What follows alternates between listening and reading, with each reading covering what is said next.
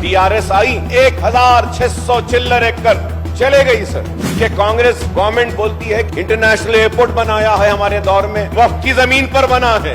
कि हम कालेश्वरम पर बहस करते हैं, इंक्वायरी की बात हो रही है कि वो स्टेट का पैसा है, औकाफ का पैसा अल्लाह का पैसा है। वक्फ बोर्ड एक तरफ तो मुकदमा हार रहा है, दूसरी तरफ हुकूमत क्लेम कर रही है। 20 साल से अकबर ओवैसी यहाँ खड़ा है, चीख रहा है, चिल्ला रहा है, औकाफी जायदादें, औकाफी जायदादें।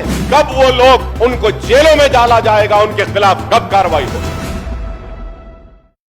और ये एक लॉन्ग पेंडिंग डिमांड है एआईएमआईएम का कि जुडिशियल पावर अगर आप वक्फ बोर्ड को देंगे तो उसके जरिए हम औकाफी जायदादों की हिफाजत कर सकते हैं।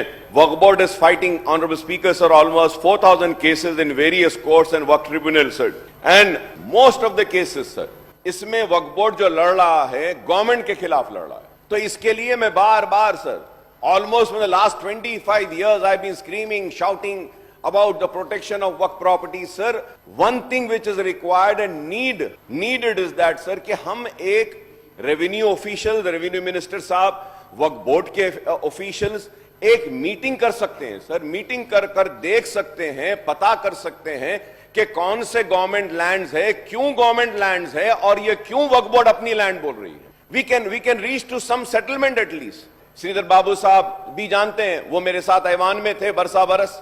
मणिकोंडा जागीर के लिए जब टीआरएस हुकूमत में नहीं थी, तेलंगाना के लिए एजिटेशन कर रही थी, तो मणिकोंडा वक्फ की जमीन है कहकर मेरे साथ मुकदमा लड़ी, और लड़ने के बाद में हाई कोर्ट में जीते। मैं भी था उसमें, और टीआरएस पार्टी भी थी, और तेलंगाना बना। तेलंगाना बनने के बाद तेलंगाना के इख्तिदार पर टीआरएस आई, सुप्रीम कोर्ट में केस गया, और वो टीआरएस जिसने मणिकोंडा के लिए वक्फ की जमीन है कहकर मुकदमा लड़ी, वही टीआरएस गवर्नमेंट सुप्रीम कोर्ट में यह कहकर लड़ी कि नहीं, ये गवर्नमेंट लैंड है। तो वो सारी जमीन 1600 चिल्लर एकड़ वक्फ की जमीन चले गई sir. And more over sir, कि कांग्रेस गवर्नमेंट बोलती है कि हमने इंटरनेशनल एयरपोर्ट बनाया है हमारे दौर में, मुबारक आपने बनाया है, सही है, लेकिन ये क्यों भूल जाते हैं कि वो इंटरनेशनल एयरपोर्ट भी वक्फ की जमीन पर बना है। हजरत बाबा शरफुद्दीन साहब की पहाड़ी पर बना है, वक्फ की जमीन है। तो there is so many cases sir. मैं आपके जरिए हुकूमत से दरखास्त करूंगा कि बैठते हैं, बैठ के इस मसले को हल करते हैं, हल करेंगे, जरूरी है।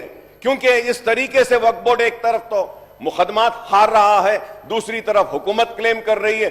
मुझे खुशी है कि हम कालेश्वरम पर, मेडीगड्डा पर बहस करते हैं और बोलते हैं कि हमारे पैसे हैं जो लगे हैं उसमें करप्शन हुआ और प्रोजेक्ट सही नहीं हुए, इंक्वायरी की बात हो रही है और कसूरवारों को सजा देने की बात हो रही है। मगर यह मैं कहूंगा कि वो स्टेट का पैसा है, तो औकाफी जायदादों की तबाही, औकाफ का पैसा अल्लाह का पैसा है, ऑलमाइटी का पैसा है। वो पैसा जो तबाह हो रहा है उस पर भी हमको कार्रवाई करनी चाहिए। अगर हम कार्रवाई नहीं करेंगे तो वक्फ बोर्ड में कुछ भी नहीं बचेगा। 20 साल से अकबर ओवैसी यहां खड़ा है, चीख रहा है, चिल्ला रहा है, औकाफी जायदादें, औकाफी जायदादें। तो प्लीज इसको प्रोटेक्ट करिए सर। अगर वक्फ की जायदादें प्रोटेक्ट हो जाती हैं तो हमको गवर्नमेंट की मदद की जरूरत नहीं है। वक्फ करने वालों ने तालीम के लिए वक्फ किया है, वक्फ करने वालों ने बेवाओं के लिए वक्फ किया है, वक्फ करने वालों ने बीमारों के लिए वक्फ किया है, वक्फ करने वालों ने मक्का और मदीना के लिए भी वक्फ किया है, वक्फ करने वालों ने इल्म के लिए भी वक्फ किया। हमारे मुतालबे पर सीबीसीआईडी की इंक्वायरी का ऑर्डर दिया था साबिका चीफ मिनिस्टर साहब ने। तो मैं जानना चाहता हूं कि सीबीसीआईडी की इंक्वायरी की रिपोर्ट कब टेबल होगी, इंक्वायरी कब मुकम्मल होगी, कब वो लोग जो औकाफी जायदादों को लूटे हैं उनको जेलों में डाला जाएगा, उनके खिलाफ कब कार्रवाई होगी।